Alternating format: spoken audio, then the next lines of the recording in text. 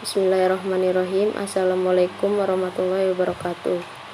Yang terhormat Bapak Nur Hamid, MSc, selaku dosen mata kuliah Metodologi Penelitian.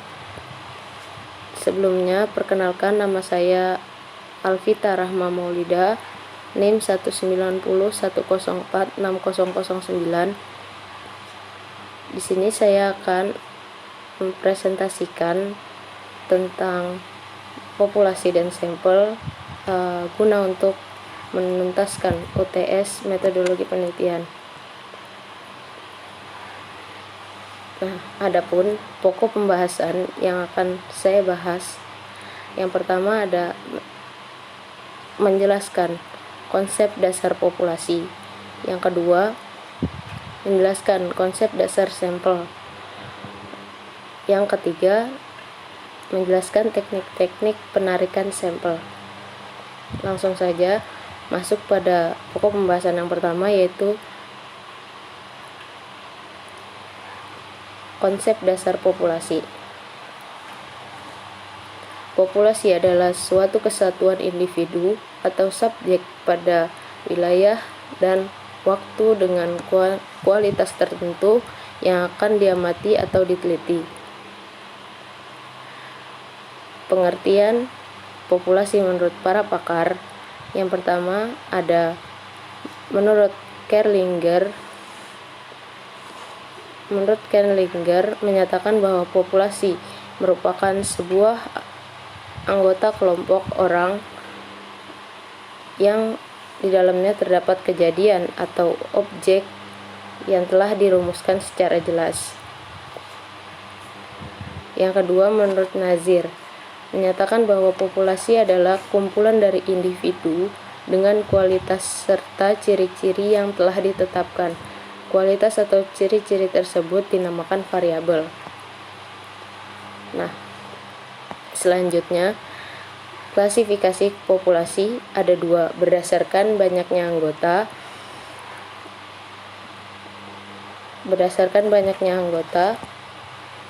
Yang pertama tak terhingga dan yang kedua tak terhingga. Terhingga yakni adalah populasi yang memiliki batas kuantitatif secara jelas, misalnya 50.000 orang guru SMA pada awal tahun 1985 dengan karakteristik masa kerja 2 tahun lulusan program strata 1 dan lain-lain.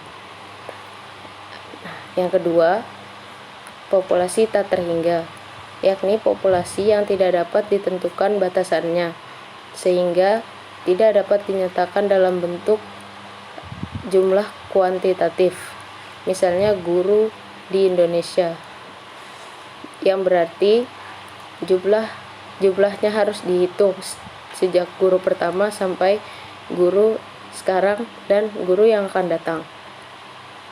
Dalam keadaan seperti ini, jumlahnya tidak dapat dihitung, hanya dapat digambarkan dalam suatu objek secara kualitas dengan karakteristik yang bersifat umum.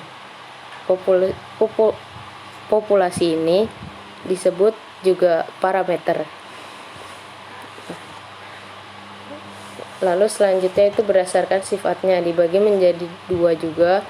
Yang pertama ada homogen, dan yang kedua ada heterogen. Nah, selanjutnya yaitu ada konsep dasar sampel. Sampel adalah sebagian atau wakil populasi yang diteliti. Nah, pengertian sampel menurut para pakar yaitu saya mengambil dua pakar, yaitu yang pertama Sugiono menyatakan bahwa sampel adalah sebagian dari jumlah dan karakteristik yang dimiliki oleh populasi. Nah, yang kedua menurut Margono menyatakan bahwa sampel adalah sebagai bagian dari populasi, sebagai contoh yang diambil menggunakan cara-cara tertentu. Nah, selanjutnya yaitu ada alasan mengapa sampel penelitian dilakukan. Nah, yang pertama, ukuran atau jumlah anggota populasi yang terlalu besar. Yang kedua, anggota populasi memiliki ciri-ciri yang homogen atau seragam. Nah, yang ketiga, masalah biaya. Yang keempat, masalah waktu. Yang kelima, percobaan yang sifatnya merusak. Yang keenam, masalah ketelitian. Dan yang terakhir adalah masalah ekonomis.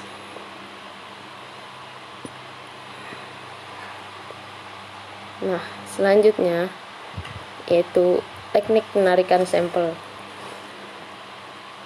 Yang ada dua teknik, yaitu sebenarnya ada beberapa teknik, tapi di sini saya mengambil hanya dua teknik. Yang pertama ada probability sampling. Nah, probability sampling ini dibagi jadi beberapa lagi. Nah, sebelumnya probability sampling itu apa sih? Nah, probability sampling adalah teknik yang memberikan peluang sama bagi setiap unsur. Mohon maaf, saya ulangi. Probability sampling adalah teknik sampling yang memberikan peluang yang sama bagi setiap unsur anggota populasi untuk dipilih menjadi anggota sampel. Nah, teknik ini meliputi yang pertama adalah simple random sampling. Nah, simple random sampling ini dinyatakan karena pengambilan sampel anggota populasi dilakukan secara acak tanpa memperhatikan strata yang ada dalam populasi. Nah, cara ini bersifat homogen. Yang kedua yaitu proportionate stratified random sampling. Nah, stratified random sampling biasa digunakan pada populasi yang mempunyai susunan bertingkat atau berlapis. Teknik ini digunakan bila populasi mempunyai unsur yang tidak homogen atau ini bersifat yang namanya heterogen. Nah, yang ketiga yaitu ada disproportionate stratified random sampling.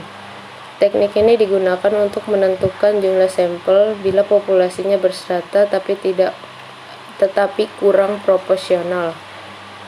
Misalnya, pegawai dari lulusan PT tertentu mempunyai 3 orang lulusan S3, 4 orang lulusan S2, 90 orang lulusan S1, 800 orang lulusan SMU, 700 orang lulusan SMP, maka 3 lulusan S3 dan 4 lulusan S2 itu diambil semuanya sebagai sampel karena dua kelompok itu terlalu kecil bila dibandingkan dengan kelompok S1, SMU, dan SMP. Nah, yang terakhir ada cluster sampling atau area sampling. Teknik ini disebut juga cluster random sampling. Teknik ini digunakan bila mana populasi tidak terdiri dari individu-individu, melainkan terdiri dari kelompok-kelompok individu. Nah, selanjutnya yaitu teknik yang kedua yaitu non-probability sampling. Non-probability sampling adalah teknik yang memberi peluang atau kesempatan yang sama bagi setiap unsur anggota populasi untuk dipilih menjadi sampel. Teknik ini meliputi yang pertama sampling sistematis. Sampling sistematis adalah teknik yang menentukan sampel berdasarkan urutan dari anggota populasi. Yang kedua adalah sampling kuota.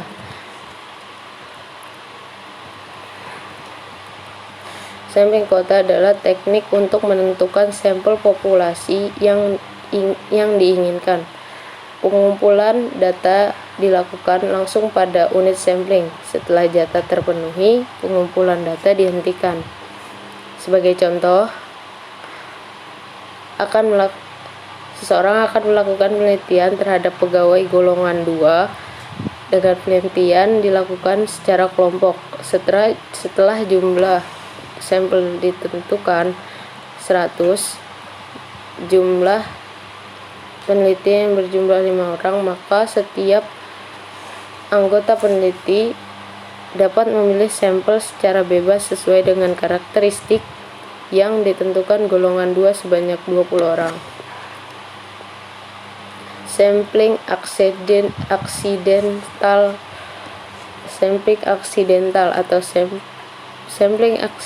adalah teknik penentuan sampel berdasarkan kebetulan, yaitu siapa saja secara kebetulan bertemu dengan peneliti dapat digunakan sebagai sampel.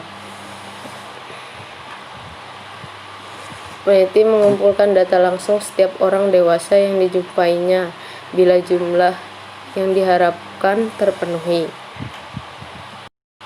Sampling purposive adalah teknik penentuan sampel dengan pertimbangan tertentu. Menurut Margono, penelitian sekelompok subjek dalam purposive sampling didasarkan atas ciri-ciri tertentu yang dipandang mempunyai sangkut paut yang erat dengan ciri-ciri populasi yang sudah diketahui sebelumnya. Dengan kata lain, unit sampel yang dihubungi sesuai dengan kriteria-kriteria tertentu yang diharapkan berdasarkan tujuan penelitian.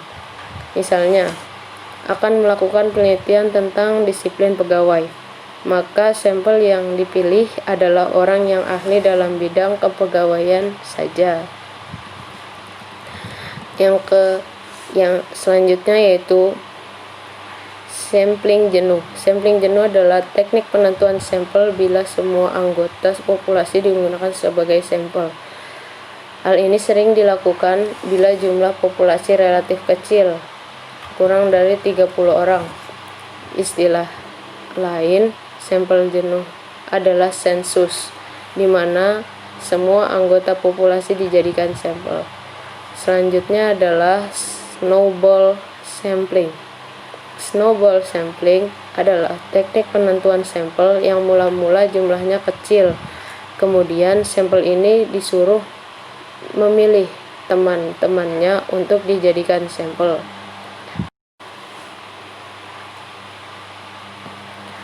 Ya, penjelasan dari saya cukup.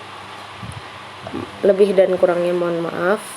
Wabillahi taufiq wal hidayah wa ridho wal inayah. Wassalamualaikum warahmatullahi wabarakatuh.